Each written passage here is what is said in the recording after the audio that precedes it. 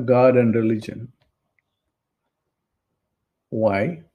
Because there has been in almost all religions a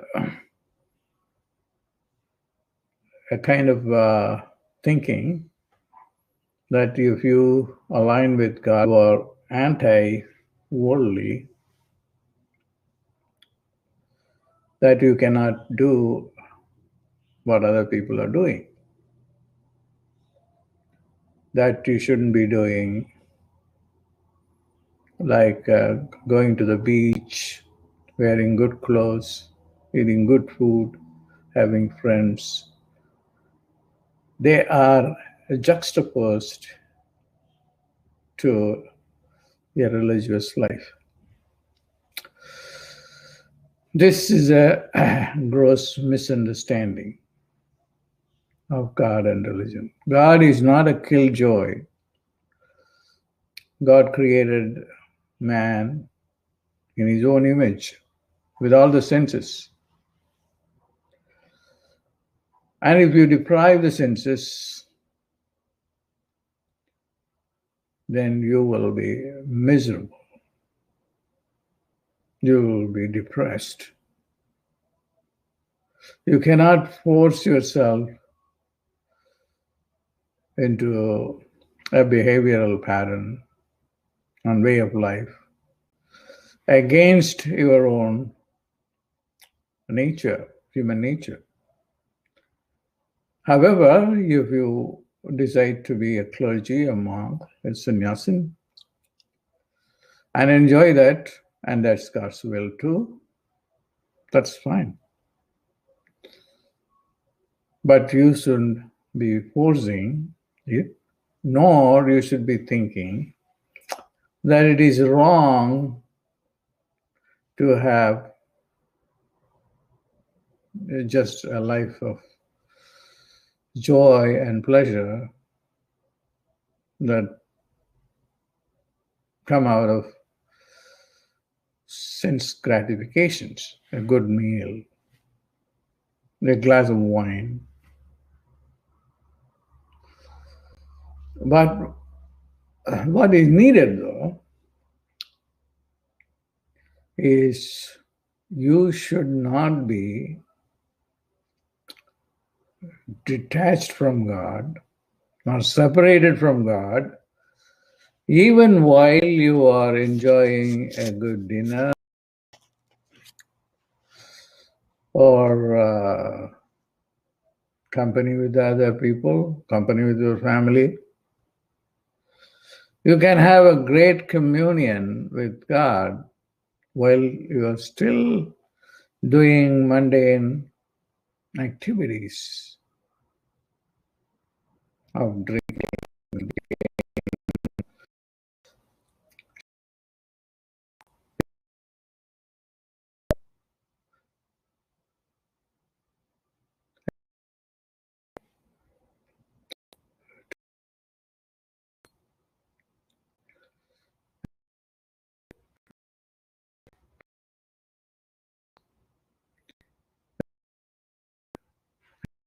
his life was when he was spending time with his family, his children, wife.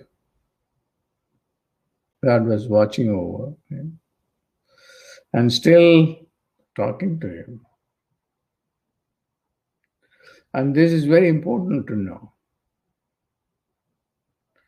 In the Bhagavad Gita,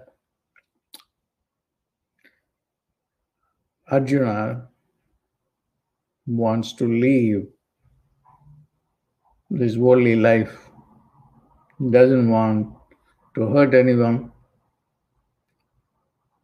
Rather, he would be a monk than to go to fight a war. And to him, Krishna says, that's wrong. You have to do your duty as a soldier, as an army general. You have to do your dharma. That is dharma, is your duty. But while you are doing your duty, you should do one thing. Never forget your communion with God. Yogastha kuru karmani. Stay in yoga. Yoga simply means communion. That's the literal meaning of the term yoga is communion, not just physical exercises. Yoga is derived from the root yok. Yok is to unite, Indo-European. Is communion. So stay in communion with God while you are fighting with your enemy. You never forget God. You never forget God. Whatever you are doing, however mundane that act can be, you should never ever forget God. And forgetting God is sin.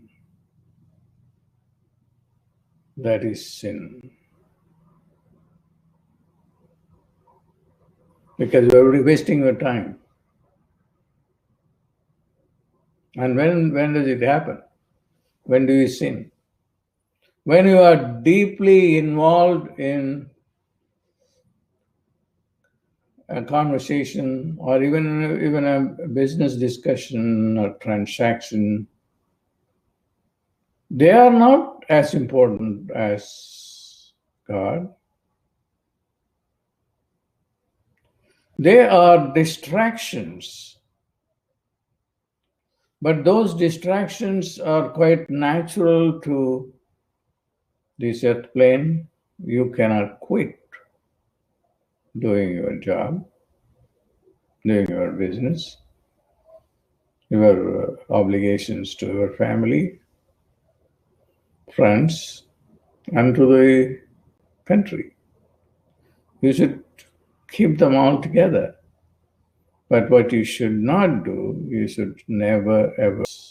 A great advice from the Bhagavad Gita, Yogastha Guru Karmani. Always remember God. Then you will have 200% life. You have God. God never leaves you. God never leaves you. What do I mean by saying that God never leaves you? He's sitting or standing by your side. You have a presence. You always feel His presence. And that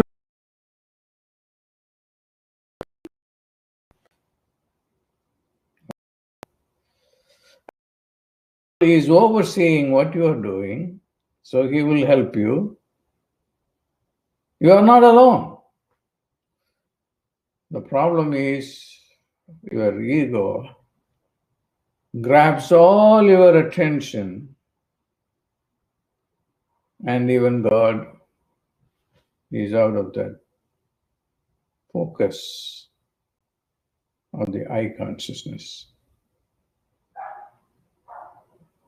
And then you lose God's presence and His advice and His supervision. And then you begin to use your own intelligence, and you will have limited success or failure. That's the most important thing for everyone to learn. Don't think that God is against your living a normal life. He will support it. He will be with you. But make sure that you are not lost in this world without God. And that is the message. Hallelujah.